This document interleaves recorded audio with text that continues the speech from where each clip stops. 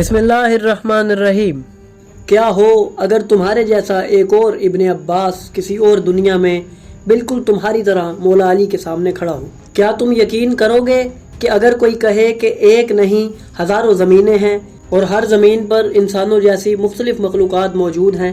اور کیا تم نے کبھی سوچا ہے کہ تم جس زمین پر جی رہے ہو وہ آخری زمین ہو اور تم آخری آدم کی اولاد؟ ناظرین، یہ سوالات صرف فلسفہ یا خیال نہیں بلکہ اہل بیت علیہ السلام کی ایسی روایات پر مبنی ہیں جو حقیقت کا دروازہ کھولتی ہیں، اور یہ دروازہ کھولنے والے اہل بیت علیہ السلام ہیں۔ حضرت علی علیہ السلام اور ان کے شاگرد ترجمان القرآن عبداللہ بن عباس۔ سورہ طلاق کی آیت نمبر 12 کی تفسیر کرتے ہوئے حضرت علی علیہ السلام نے ابن عباس سے فرمایا، جس طرح اللہ نے یہ زمین خلق فرمائی اسی طرح اس جیسی 7 زمینیں خلق کی ہیں، اور ان زمینوں میں بھی مخلوق ہے، عبادات ہیں، کعبے ہیں اور ان کا قبلہ بھی ہے۔ اور سب سے عجیب و غریب بات یہاں یہ آتی ہے کہ جب مولا علی علیہ السلام نے یہ فرمایا، اے ابن عباس، جس طرح تم اس دنیا میں ہو بالکل ویسے ہی ایک اور دنیا ہے جہاں تم جیسا ایک اور ابن عباس موجود ہے جو وہی کچھ کر رہا ہے جو تم یہاں کر رہے ہو،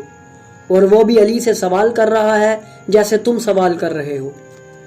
ناظرین، اگر کوئی اور ابن عباس علی ابن ابی طالب علیہ السلام کے سامنے بیٹھا ہے تو سوچو یہ علم، یہ کائناتی سچائی کتنی وسیع ہے۔ اسی راز کو مزید کھولتے ہوئے امام محمد باقر علیہ السلام جابر بن یزید جوفی سے فرماتے ہیں، کیا تم یہ سمجھتے ہو کہ اللہ نے صرف تمہیں ہی پیدا کیا ہے؟ خدا کی قسم، اس نے ہزار ہزار عالمین خلق کیے اور ہر عالم میں ایک آدم خلق کیا۔ تم تو بس آخری آدم کی اولاد ہو اور آخری عالم میں موجود ہو۔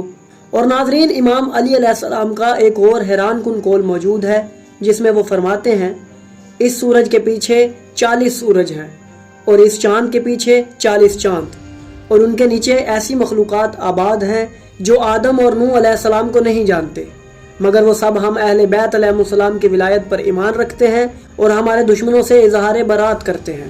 یہ صرف وسعت کائنات کا بیان نہیں بلکہ ولایت اہل بیت علیہ السلام کی ایسی گواہی ہے جو ہر زمان، ہر مکان اور ہر مخلوق کو محیط ہے۔ اب آتے ہیں اس روایت کی طرف جسے اکثر لوگ نظر انداز کرتے ہیں۔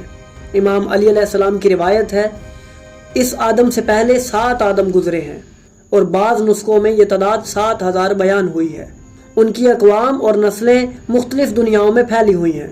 ناظرین، تصور کریں 7000 آدم اور ہر آدم کی قوم، اس کی نسل، اس کی تاریخ، یہ سب صرف زمین پر نہیں بلکہ مختلف عوالم میں پھیلی ہوئی ہیں۔ ناظرین، ان روایات میں آدم سے مراد ابو البشر نہیں بلکہ ہر کائنات کی پہلی مخلوق ہے۔ اب بات کرتے ہیں اس شخصیت کی جو ان اسرار سے پردہ اٹھا رہے تھے، عبداللہ بن عباس، وہ جو ترجمان القرآن کہلائے، جنہیں قرآن کی تفسیر حضرت علی علیہ السلام نے خود سکھائی، جن کی تفاسیر کئی جلدوں میں آج بھی موجود ہے اور اردو زبان میں بھی دستیاب ہے۔ ناظرین، یہ موضوع صرف ایک دوسری دنیا کا نہیں بلکہ دوسرے ابن عباس، دوسرے کعبے اور دوسری تاریخ کا ہے۔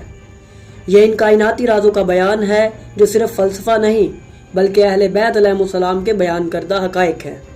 تو اگلی بار جب تم آسمان پر چاند کو دیکھو تو سوچنا، اس کے پیچھے ایک اور چاند ہے اور وہاں بھی شاید ایک اور تم ہو جو یہی سوال پوچھ رہے ہو امام علی علیہ السلام سے۔